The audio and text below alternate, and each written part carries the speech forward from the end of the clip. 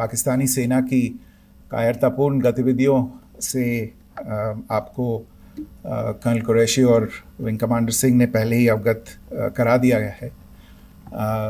These provocative and escalatory actions that were taken by Pakistan last night were targeted at Indian cities and civilian infrastructure, in addition to some military targets. The Indian armed forces responded proportionately, adequately and responsibly. ये जो हमले हुए कल रात को भारतीय सैन्य इकाइयों ने पर्याप्त रूप से और एक जिम्मेदाराना रुख अपनाते हुए इन हरकतों का उत्तर दिया. What I want to underline is that the official and blatantly farcical denial of these attacks that Pakistan carried out by the Pakistani state machinery is yet another example of their duplicity and the new depths that they are plumbing in their quest for disinformation. The other point in the same vein is Pakistani claims that they did not target or attack any religious places. You would recall that yesterday I shared with you an incident related to the attack on a Gurdwara in Poonch. Instead of owning up to these attacks, Pakistan made the preposterous and outrageous claim that it was the Indian armed forces and the Indian Air Force that was targeting cities like Amritsar and trying to put the blame on Pakistan. This is nothing but a desperate attempt by Pakistan to disown its acts of aggression, but it is also true to type in its effort to deceive and mislead the world. It will not succeed. The Gurdwara in Poonch in particular was attacked by Pakistan, and some local members of the Sikh community, including a Ragi of the Gurdwara, lost their lives in this incident, as I shared yesterday. TV पर आप इस हमले के चित्र देख सकते हैं. In addition, that we would attack our own cities is the kind of deranged fantasy that only the Pakistani state can come up with. Perhaps they do it because they are well versed in such action, as their history would show. The last point I wanted to make this evening is again this disinformation that is coming from Pakistan about India targeting the Nankana Sahib Gurdwara through a drone attack. This is again yet another blatant lie and part of Pakistan's disinformation campaign. As we saw in the Pahalgam attack, Pakistan is again trying desperately to impart a communal hue to the situation with an intention to create discord. Again, we are not surprised. India's steadfast unity in itself is a challenge to Pakistan. Let me stop there. I have time only for a few questions and be happy to try and answer them. First, I call Siddharth. Siddharth, please. Hi, sir. I'm Siddharth from Beyond. So this is Siddharth, behind, please. The other Siddharth. Yes. Hi, sir. I'm Siddharth from CNN News 18. Sir, I only want to know from you the status of Kartarpur corridor. Is it open or not? If you can.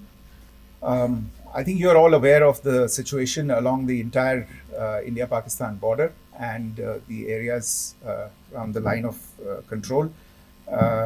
In view of the existing security scenario, the services of the Kartarpur Sahib corridor have been suspended till further directions. We'll update you as and when there is a change in the situation. We have a question here. Rishabh.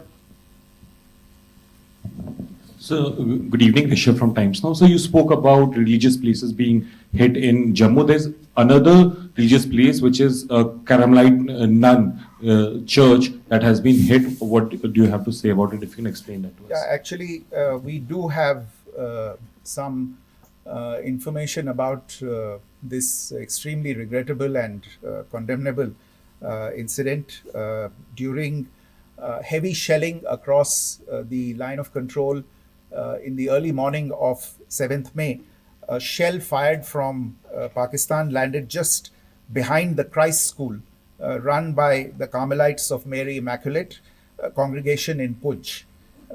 Tragically, the shell fired from Pakistan hit the home of two students of the Christ School. Both students unfortunately lost their lives and their parents were severely injured. Another Pakistani shell struck a Christian convent of nuns belonging to the congregation of the Mother of Carmel, damaging water tanks and destroying solar panel infrastructure. Several priests, nuns, school staff, and local residents took refuge in an underground hall beneath the Christ School during the shelling by Pakistan. The school happened to be closed at the time, fortunately. Otherwise, more losses would have occurred. Again, we have seen the Pakistani side targeting and shelling places of worship with a particular design. This includes gurdwaras, these convents and temples.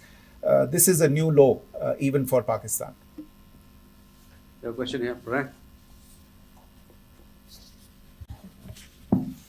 Sir Pranay Upadhyay Amar Ujala से।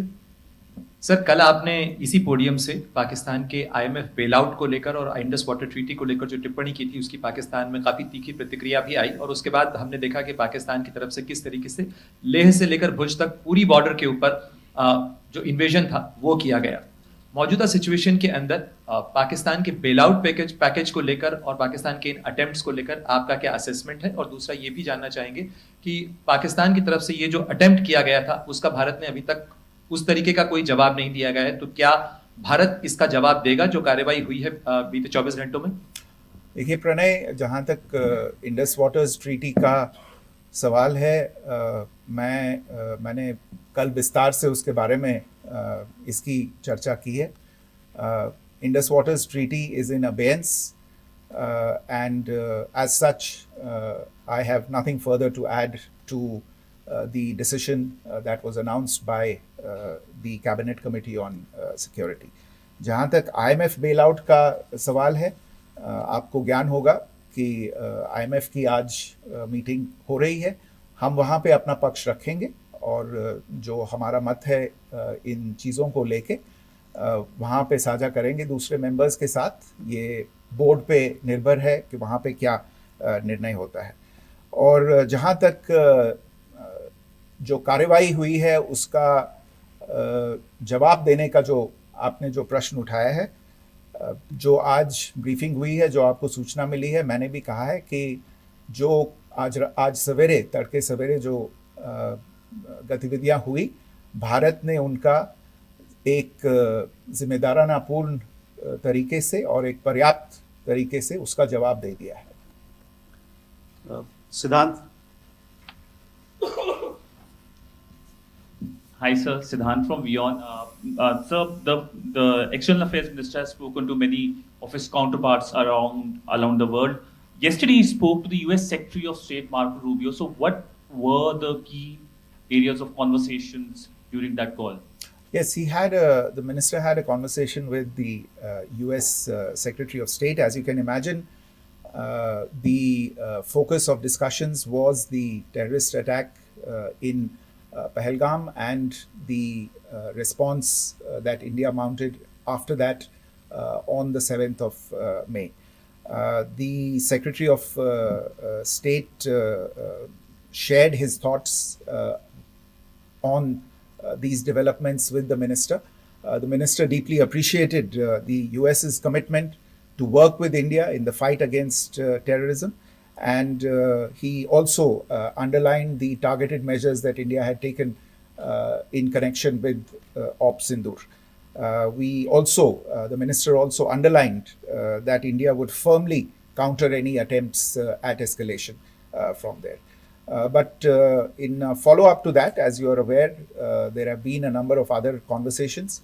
The minister had a conversation with the UK Foreign Secretary, David Lammy, today. There too, the discussion centered around countering terrorism, for which there must be zero tolerance.